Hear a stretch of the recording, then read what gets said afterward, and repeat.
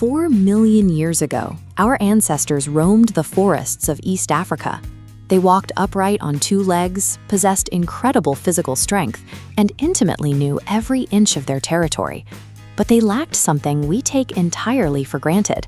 They were completely incapable of speech. Their silence was a matter of anatomy. In these early hominids, the larynx, or voice box, was positioned very high up in the throat, much like a modern chimpanzee.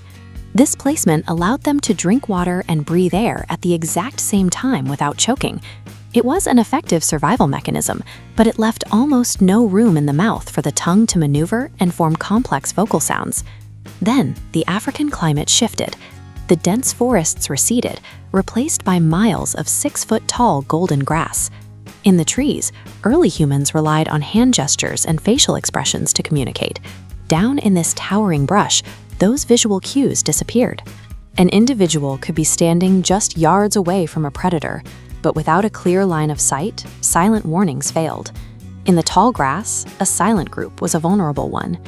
To coordinate and survive, our ancestors had to find a way to bypass their anatomy and broadcast danger through sound alone. The shift towards speech began with the discovery of fire 1.8 million years ago. Cooking acted as a form of pre-digestion, softening tough fibers and raw meat. Because this food was so much easier to process, the human digestive tract, which usually consumes massive amounts of energy, began to shrink. This biological savings allowed that energy to be redirected, fueling a brain that would eventually grow to triple its original size. Fire also provided safety. Instead of hiding in the trees at sunset, humans gathered on the ground around the flames. These nighttime circles became our first social environments.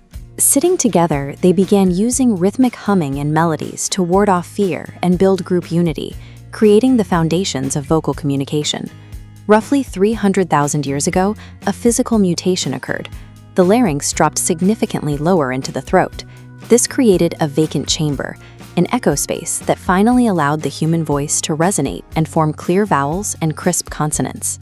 But this anatomical shift created a new danger. Because the larynx moved down, our breathing tube and our swallowing tube now crossed paths. Unlike other mammals, eating and breathing required careful coordination. A simple piece of meat could easily slip into the windpipe. We became the only species on Earth that faces a daily risk of choking to death on our own meals. Biology prioritized the ability to speak over the safety of a basic function like eating. Even with the physical ability to make words, early human cognition had a ceiling. Their brains were locked in the immediate present. They could express needs like hungry now or danger here, but they lacked the cognitive wiring to discuss yesterday or plan for tomorrow. Then, a genetic mutation known as FOXP2 began physically linking isolated clusters of neurons. For the first time, the rooms of the brain, memory, sound, and planning, could communicate. A signal could finally travel from a node containing a past memory to one responsible for a future prediction.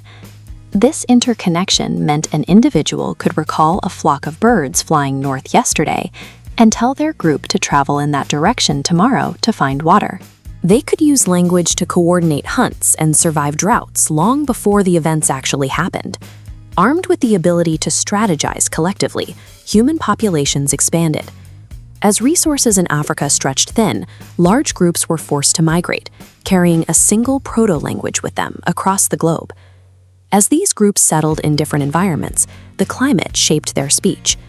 In the freezing forests of Europe, survival meant opening your mouth as little as possible to prevent icy air from stealing body heat. Over generations, this birthed closed-mouthed guttural languages like early Germanic and Russian.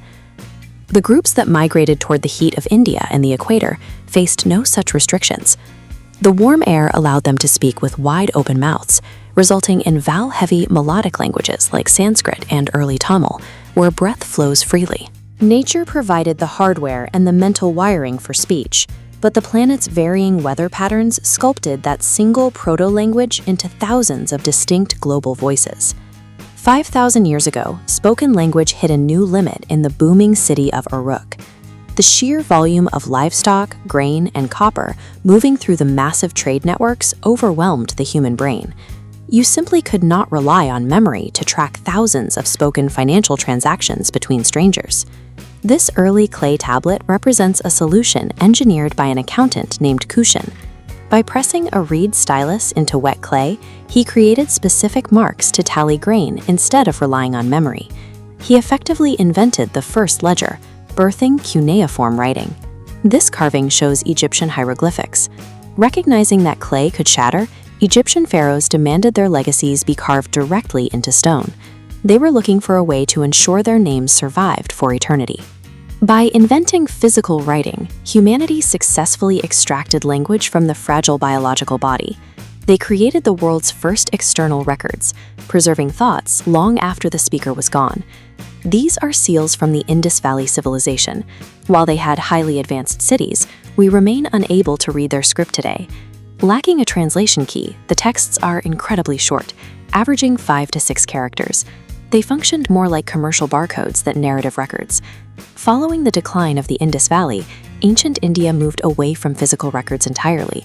They recognized that while clay breaks, stone erodes, and leaves burn, a properly encoded memory can be indestructible.